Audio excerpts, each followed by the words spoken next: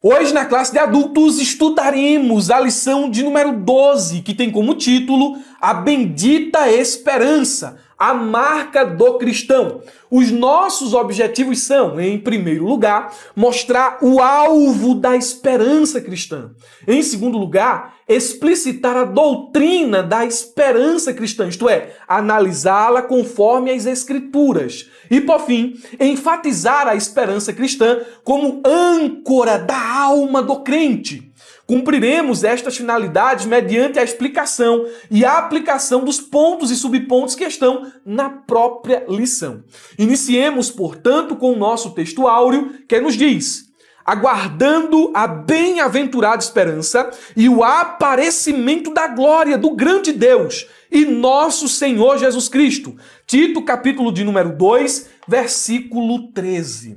Na paráfrase Bíblia Viva, esta passagem foi traduzida assim: aguardando ansiosamente. Como devemos aguardar o Senhor? Ansiosamente, com anelo, com expectativa, com desejo. Aguardando ansiosamente aquele tempo escatológico, tempo futuro, quando se verá a sua glória. A glória de quem? A glória do nosso grande Deus. Jesus é Deus. O texto aqui bem claro nos mostra isso. Ele é o nosso grande Deus e Salvador. Jesus é Deus, Jesus é Salvador.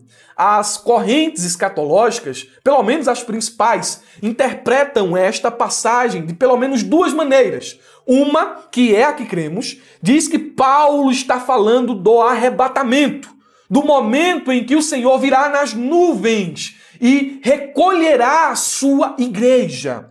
Outra vertente escatológica diz que, não, esse texto está falando do retorno visível de Cristo, da sua segunda vinda, quando ele virá e instaurará o reino milenial. Nós não cremos nesta vertente porque achamos que a primeira condiz mais com as Escrituras e com o contexto. Porém, o importante é que ele vem. O importante é que em nosso coração esteja esse sentimento de seu retorno. Vem logo, Senhor, estou esperando ansiosamente. Não importa se como noivo ou se como rei, eu estou te esperando. Nós precisamos estar preparados.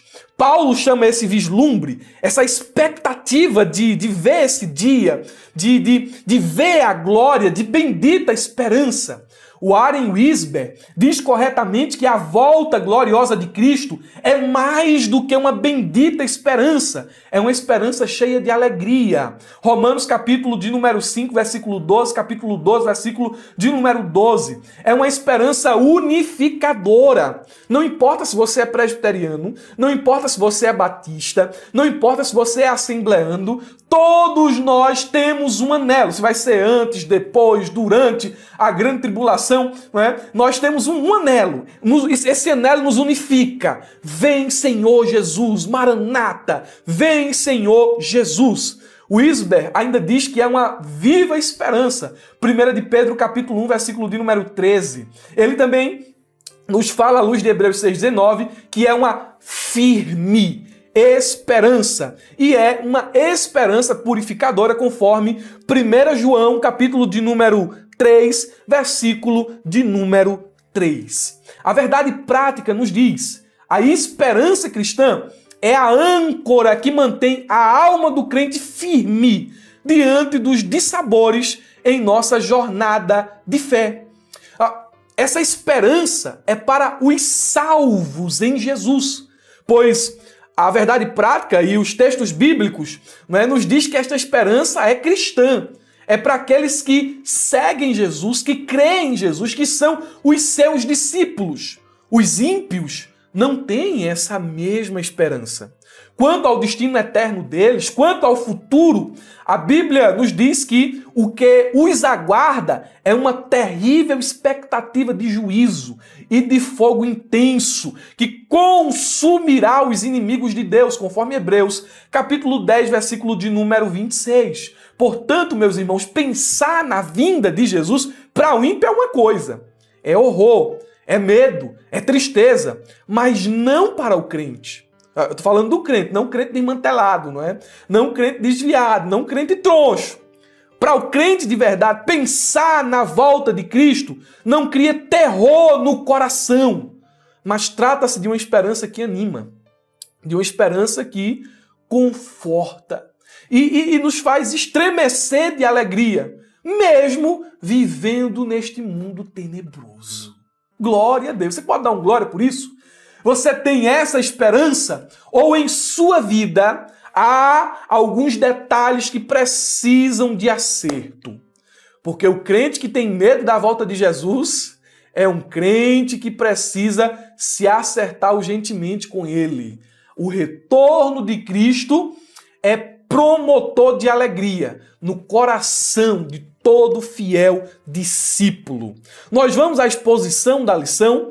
Nós já falaremos sobre o ponto de número 1, mas antes eu quero pedir aos meus irmãos do YouTube que curtam, compartilhem e comentem em forma recíproca essas ações que vocês já fizeram e farão certamente. Vou deixar aqui na descrição do vídeo o link para o download do subsídio que estou utilizando como roteiro para esta aula. O download é gratuito, ok? É bênção para você e vocês vão nos abençoar em nome de Jesus. Meus irmãos que estão me assistindo através da plataforma da Ferramenta EBD, um abraço especial a todos vocês. Qualquer dúvida, podem colocar aqui embaixo nos comentários na plataforma da Ferramenta EBD e tanto eu como o suporte do Abrajaula estaremos mobilizados, para responder as suas dúvidas e perguntas. Deus abençoe, meus irmãos. Estamos sempre à disposição de vocês. Quem quiser ser aluno da Ferramenta EBD, está me assistindo por meio do YouTube, o link também está aqui na descrição do vídeo. Irmão Murilo, qual é a diferença da ferramenta para o YouTube? Aqui no YouTube,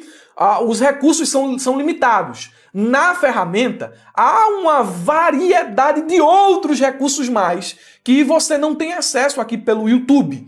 E o preço de assinatura é o preço de uma pizza e Coca-Cola. Mas é o preço da assinatura de um mês? Não. É o preço da assinatura de um ano. Olha que bênção. Clica no link aqui embaixo e vai conferir. Vamos ao nosso ponto de número 1, agora sim. Para onde aponta a esperança do cristão? É o nosso ponto de número 1 e ele está dividido em 3 subpontos. Qual é o alvo? Para onde o cristão olha quando ele ergue a cabeça e tenta ter um vislumbre do fim da jornada? É o que nós vamos aqui tentar responder, tentar trazer para os irmãos dentro desse primeiro tópico aqui. Subponto 1 nos diz: a esperança cristã. O texto da revista nos fala: de acordo com o Novo Testamento, a esperança é uma expectativa favorável e confiante que se fundamenta ao que não se vê, ao futuro. Portanto, do ponto de vista bíblico, podemos dizer que a esperança é a confiança no cumprimento de uma grande expectativa. Essa grande expectativa foi bem explicada por Paulo em nosso texto áureo, no capítulo 2, versículo de número 13, de sua carta pastoral enviada a Tito. Porém, queremos ampliar essa definição de esperança. O termo esperança, ele tem 2 sentidos principais em teologia. Quando dentro de uma ponderação, de uma reflexão teológica, nós refletimos sobre esse texto, esse termo, à luz das passagens bíblicas, nós entendemos aqui pelo menos 2 definições principais. Em primeiro lugar, esperança pode ser definida tanto como o objeto, ou seja, como Cristo e tudo que implica a sua vinda final, ou pode definir também uma atitude de esperar. São os 2 sentidos de esperança em teologia. Então entenda, primeiro, em uma análise inicial, a esperança ela é retratada como objeto, mais especificamente, como já falei, Cristo e as promessas associadas à sua vinda.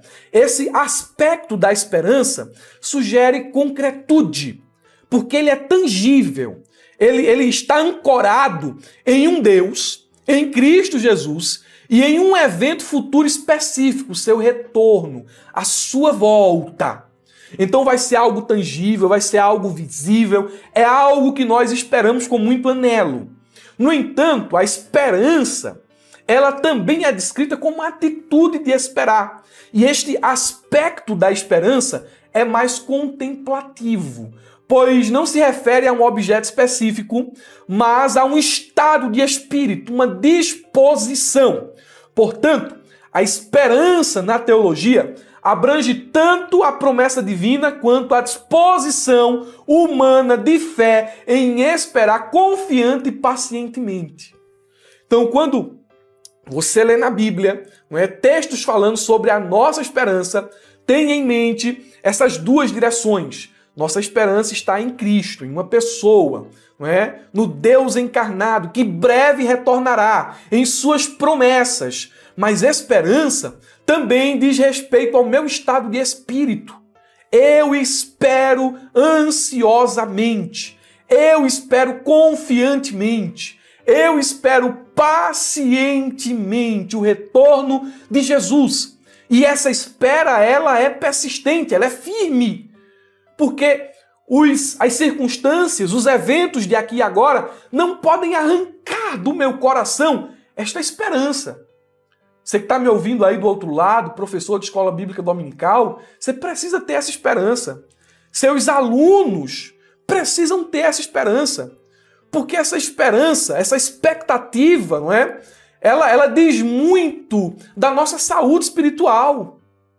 Quanto mais estamos próximos de Jesus, quanto mais estamos vivendo em santidade, quanto mais nós somos obedientes, somos conformados à imagem de Jesus, mais desejo pelo céu, mais desejo pelo cumprimento de suas promessas futuras e finais deve haver em nosso coração, deve existir dentro de nós.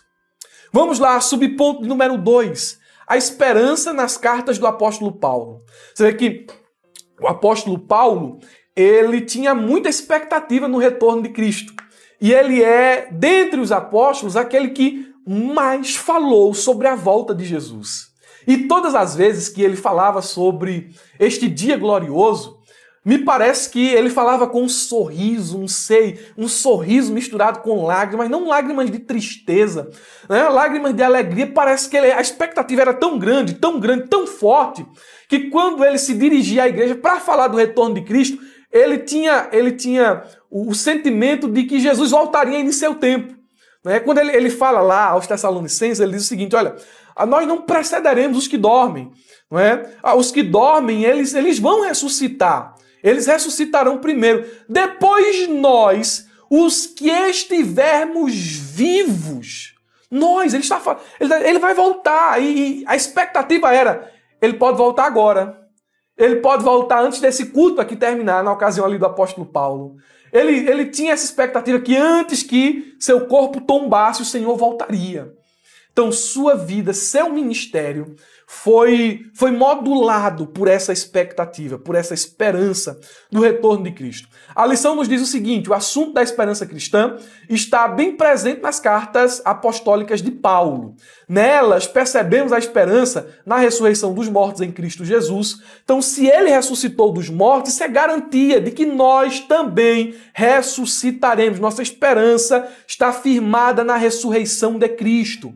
Aí ele fala aqui sobre a esperança do cumprimento da promessa, ou seja, de todas as promessas de vida eterna, todas as promessas de Deus. A esperança da justiça, quando a injustiça será aniquilada e a justiça de Deus prevalecerá.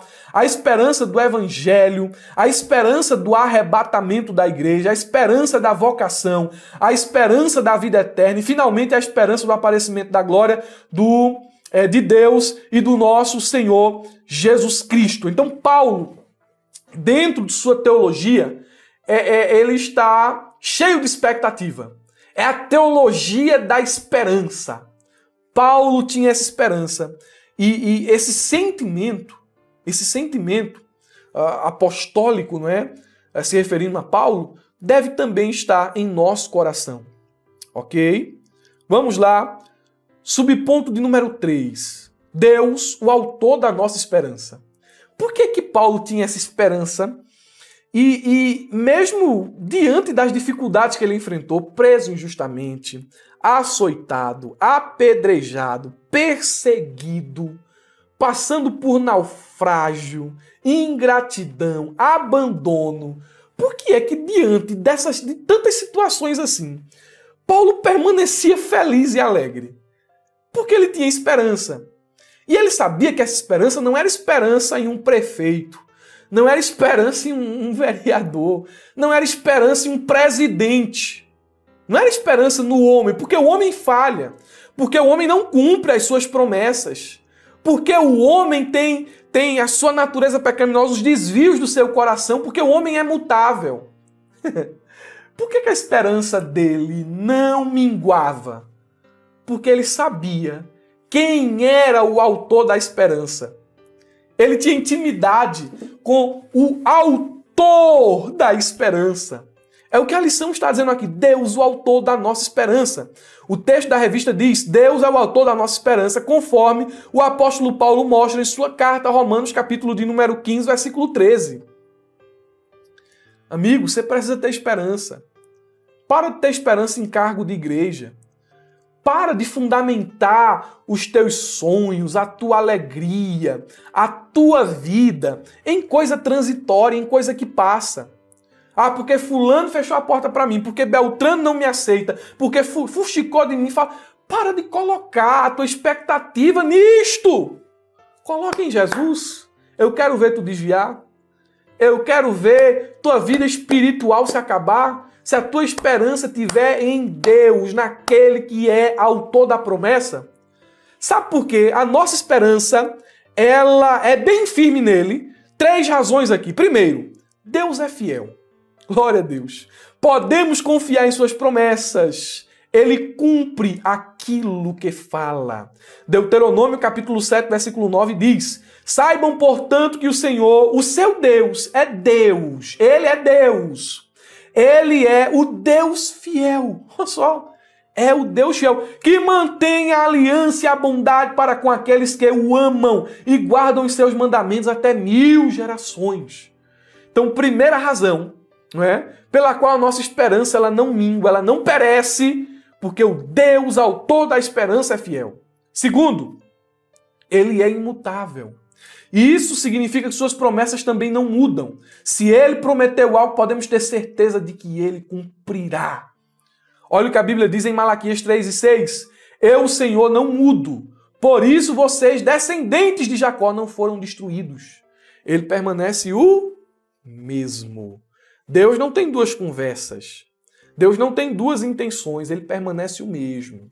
Ele não fala com a intenção simplesmente de animar, mas sem ter ali o propósito de cumprir. Não é? Porque tem gente que faz falsa promessa. Vai lá, vou fazer isso por ti, vou fazer aquilo por ti, te anima. Mas por trás a intenção é que não vou cumprir, não. É só para ele fazer aqui o meu querer, a minha vontade. Não, não. Deus não faz promessa vazia. Deus não faz promessa enganosa. Deus é imutável. Se ele falou, né, além de imutável, ele é verdadeiro. Se ele falou, é verdade. E se ele falou, ele sustenta a palavra até o fim. Vamos lá. Terceira razão. Deus é todo poderoso. Que olha, irmão, eu posso ter a boa vontade, a boa intenção de fazer uma promessa. Mas eu posso não ter condições de cumprir pelas minhas limitações. Mas imagina um Deus que não conhece limites. Esse Deus que não conhece limites cumpre com as suas promessas. Portanto, se ele diz que vai voltar, se ele diz que o mal será vencido, se ele diz que os ímpios serão julgados, que o pecado, aleluia, é vencido, que a morte é vencida, se ele promete ressurreição, vida eterna, ele é poderoso para cumprir. Jeremias 32:17 diz: Ó soberano Senhor, tu fizeste os céus e a terra com o teu grande poder e com o teu braço estendido. Nada é difícil demais para ti. Glória a Jesus. Ele é o autor da esperança. Segundo ponto, perspectiva escatológica da esperança cristã. Então, dentro desse ponto aqui, nós vamos ver que, embora tenhamos esperança agora no presente, porque no presente nós desfrutamos da presença consoladora do Espírito, da presença de Jesus, de seu poder, das alegrias do reino futuro, da salvação aqui e agora, temos esperança no presente, nós também temos esperança no futuro. Não esperamos nele somente nesta vida. A nossa esperança em Deus não está em carro, em casa, em bênção aqui desta terra, porque se fosse só bênção aqui desta terra, seríamos os mais miseráveis entre os homens. Mas nós temos esperança nele no porvir. Oh, que coisa boa! O subponto 1 nos diz: a Bíblia focaliza o futuro. E o texto do livro de apoio nos fala. O texto do livro de apoio está mais interessante do que o texto da revista.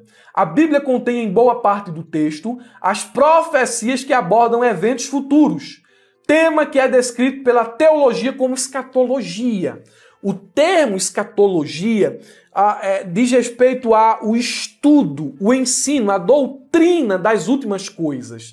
E quando aqui o livro de apoio diz que a lição, na verdade, diz que a Bíblia focaliza o futuro, é porque há muitas promessas que se cumprirão, mas não agora. No tempo, no dia escatológico. Promessas essas como arrebatamento, segunda vinda, milênio, julgamento final, ressurreição dos mortos, estado eterno dos justos e dos ímpios. São eventos futuros que nós aguardamos. Porque Deus disse que faria, Deus determinou e assim acontecerá. Nesse aspecto, a Bíblia ela focaliza de fato o futuro. E o crente, repito uma vez mais, ele olha para o futuro com esperança. Subponto 2 diz: a esperança no porvir traz consolo e alegria ao crente. O texto da lição nos fala: muitos vivem com medo do futuro, do que pode acontecer com eles, mas os cristãos se consolam e se alegram no que a Bíblia diz a respeito do futuro. Existem os escatomaníacos, palavra inventada. Não é? O que é o escatomaníaco? Aquele que vê evento final em tudo. Eita, meu Deus do céu, a lua de sangue, é o fim dos tempos, o tempo acabou. Ai, meu Deus do céu, tudo que ele vê, o código de barra, a marca da besta. Ah, não sei quem, presidente de tal país, é o anticristo já. Ele é escatomaníaco, ele vê escatologia em tudo, não é? Existem os escatofobíacos, palavra também inventada, que tem medo de tudo. Ai, meu Deus do céu, e agora? Ai, deu um aperto no peito. Ai, que ansiedade, eu não vou nem ler o livro do Apocalipse. Meu Deus do céu, eu não posso ler o livro de Daniel, o livro de Ezequiel. Ai, não. Se a mensagem do arrebatamento, não, eu vou sair daqui, eu não vou ouvir isso aqui. Escatofobíaco. Meu Deus do céu. Meus irmãos, nós não precisamos ter medo. Glória a Deus, não precisamos ter medo. Há benefícios que acompanham, não é, esses eventos futuros. Por exemplo, quem tem essa expectativa, o crente que tem essa expectativa, ele não tem medo, entende?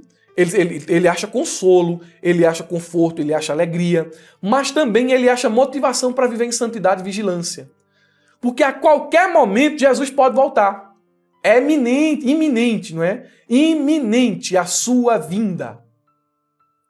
Então ele acha não medo, mas motivação para viver em santidade, estar vigilante. Essas doutrinas, elas também promovem uma perspectiva de prioridades eternas. Você começa a avaliar as coisas à luz da eternidade. Então tem coisa que você olha assim e diz: rapaz, não vale a pena quebrar a cabeça por isso. Não vale a pena se estressar por isso, não vale a pena morrer por isso. Porque você olha, você bota as lentes da eternidade e diz: isso aqui é passageiro. Isso aqui é de importância menor. Às vezes você tá com a lente embaçada, você tá com a lente suja, aí você tá chorando, você tá ansioso, você tá se acabando, entrando em depressão por coisa muito pequena. Quando, na verdade, quando você coloca as lentes da eternidade, você diz: oxe, isso aqui não. Meu alvo é lá. Aleluia. O crente também encontra encorajamento à evangelização e à missão. Oh, glória a Deus! Porque o retorno é iminente, a tarefa, a missão da evangelização é urgente. Então, quanto mais esperança o crente tem, quanto mais ciência o crente tem desta doutrina, ele não tem medo, não é medo, mas sentimento de pregar, de evangelizar, nasce em seu coração. Pegou isso aí? Sai na campanha, crente! Bota os jovens para sair na campanha, evangelizar. Prega para a tua família, para tua mãe, para teu pai, para teu irmão, para teus avós. Prega, fala de Jesus. A vinda é iminente, a promessa é certa, porque Deus há de cumpri-la. Então a tua responsabilidade é urgente. Olha que coisa, não é, irmãos? Meu Deus. Subponto de número 3. Por que uma doutrina da esperança cristã? É uma pergunta, não é? A lição tenta responder, dizendo o seguinte: a razão de termos uma doutrina da esperança é porque confiamos na promessa da ressurreição dos que morreram em Cristo, da transformação dos que estiverem vivos por ocasião de sua volta. Então aqui, basicamente, ele não respondeu a pergunta. Por que ter? Ele deu alguns contornos do que é a esperança. Esperança na promessa da ressurreição, da transformação do corpo. Mas eu quero responder esta pergunta feita aqui no subponto com um texto bíblico. 1 Tessalonicenses 4:13, a parte B. Vamos repetir a pergunta? Vamos lá? Por que uma doutrina da esperança? A resposta do texto bíblico: para que não fiquem tristes como os demais que não têm esperança. Os demais aqui pode se referir aos gregos e romanos. E os estoicos, os epicureus, eles tinham uma visão muito triste da vida. Você vê que William Barclay, em seu comentário, ele registra o que alguns pensadores dessas vertentes filosóficas disseram. Esquilo disse, não é isso mesmo, o nome é esse, Esquilo, né? Ele escreveu: uma vez que o homem morre, não há ressurreição. Teócrito disse: há esperança para aqueles que estão vivos, mas os que morrem estão sem esperança. Cátulo afirmou: quando nossa breve luz se extingue, há uma noite perpétua em que devemos ou deveremos dormir. Então, o mundo dos mortos para os romanos, para os gregos, era uma coisa sombria. Era trevas, era esquecimento, era solidão. Paulo diz: vocês não são como os demais. Vocês não podem ser como os demais. Porque quem não tem esperança vive esta vida aqui com um vazio na alma. O que me aguarda depois da morte? Vazio? Inexistência, como dizem hoje os materialistas naturalistas? Não. Uma sepultura fria? Não. Não. Nós temos esperança. Não temos um vazio no peito, nem entramos em desespero porque temos uma esperança. Nossa casa está além do túmulo, está além da sepultura, além do cemitério. Glória a Deus. Você pode dar uma glória por isso? Dê uma glória por isso, diga amém por isso. É promessa para mim e para você. Oh, glória a Deus. Então, por que uma doutrina da esperança? Para que a gente não seja como os demais. Nós temos esperança. Terceiro ponto: a esperança cristã como âncora da alma. Subponto 1. Nossa esperança como âncora. O texto da lição diz o seguinte: podemos descrever a âncora como uma pesada peça de ferro presa a uma corrente grossa e lançada ao fundo do mar, com o propósito de manter o navio parado. O escritor aos Hebreus descreve a esperança cristã como uma âncora da alma segura e firme durante a jornada com Cristo. Vamos ler o texto bíblico? Hebreus capítulo de número 6, versículo 17 ao 20. Nos diz a palavra de Deus: querendo mostrar de forma bem clara a natureza imutável do seu propósito para com os herdeiros da promessa. Quem são os herdeiros da promessa? São todos aqueles que pela fé são filhos do fiel Abraão. A promessa referida é a eterna salvação de todos os que creem em Deus. A promessa da semente feita a Abraão teve seu cumprimento completo e final em Cristo. E todas as bênçãos que fluíram da união com Cristo foram, portanto, incluídas na promessa. O escritor aos Hebreus continua: Deus o confirmou com juramento, para que, por meio de duas coisas imutáveis, nas quais é impossível que Deus minta, sejamos firmemente encorajados, nós que nos refugiamos nele, para tomar posse da esperança a nós propostas. Temos esta esperança como âncora da alma, firme e segura, a qual adentra o santuário interior, por trás do véu, onde Jesus, que nos precedeu, entrou em nosso lugar, tornando-se sumo sacerdote para sempre, segundo a ordem de Melquisedeque. O cristão, ele tem duas coisas imutáveis em que confiar: a palavra e o juramento de Deus. É impossível imaginar algo mais seguro ou certo. Deus promete salvar todos os que creem em Cristo. Depois ele confirma isso com um juramento. A conclusão é inevitável o cristão pensar ou duvidar que Deus falhará em cumprir a sua palavra. O cristão está eternamente seguro.